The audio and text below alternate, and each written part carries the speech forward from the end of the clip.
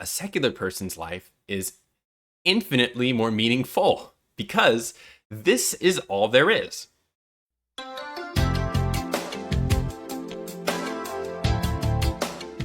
Back when I lived in the States, I had a friend in high school. We always went to a community college to take Japanese classes at the time.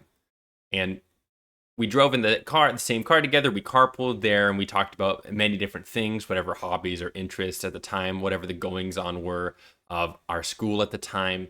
And my friend, though, is religious. He's raised in a pretty strong Christian household. It doesn't super affect into his personality, I would say. He's a normal guy.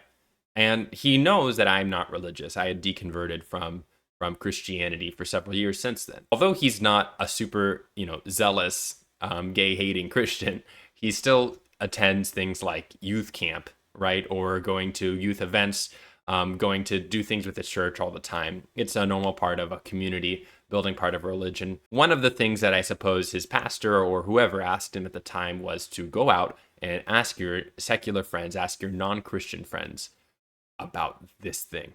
And when he asked me the question, I had realized then how far you drift when you're a theist versus an atheist, how hard it is to relate on a surface level when speaking to atheists or theists from the other side of the fence.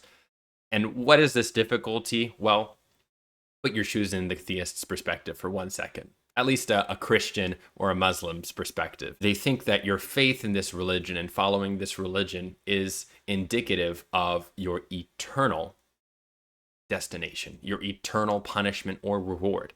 And so it's in their best interest to tell as many people about it, especially people who are friends or people who are near to them. And they can't imagine when the pixel of existence that is compared to the eternity of afterlife, what it would be like to not have that eternity. There's something so big in front of you, something so huge waiting beyond for you that you can't even conceive of a world where such a large, unfathomable thing doesn't exist. That's the reality that secular people face. At the very minimum, we don't affirm any sort of afterlife existence. But for most people who are agnostic, atheists, or secular, we go with the assumption that, yeah, it's probably just like we were before we were born and that there's just nothing. That's my assumption, at least. And so when I told him this, he asks, how do you live with that? How do you have purpose? What's the meaning that you drive from there? And hearing those rebuttals, hearing that unsettling response is such a huge realization. Something that I think is necessary to talk more and more about is this idea.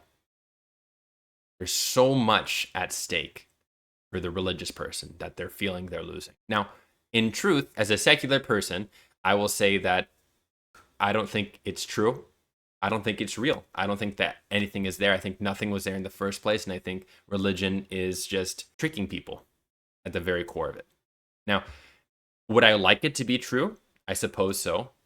If it was true, would I accept it to be true?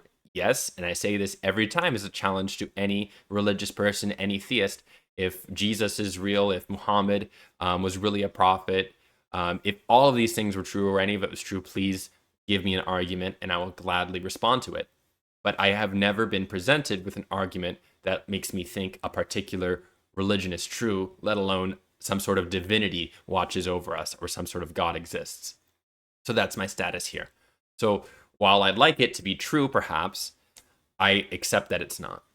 And once you've learned to accept it, you realize how important this one life is. And that's the thing then, because the theist thinks that our life is one little speck and this afterlife is the huge vault of treasures waiting for us. But even that analogy is inaccurate. It would be nothing.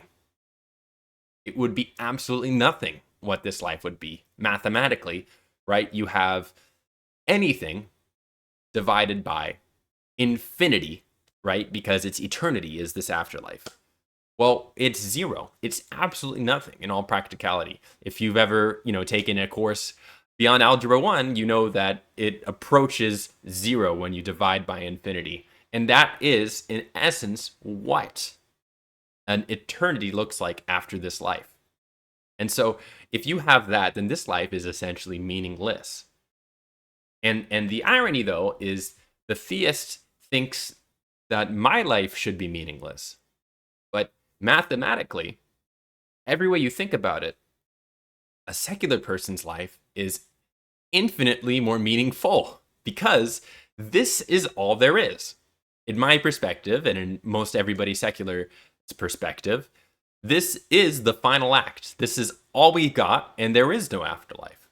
So now it is this one thing, our lives and existence, over nothing. So we have infinite value for the time now, for this time and this existence.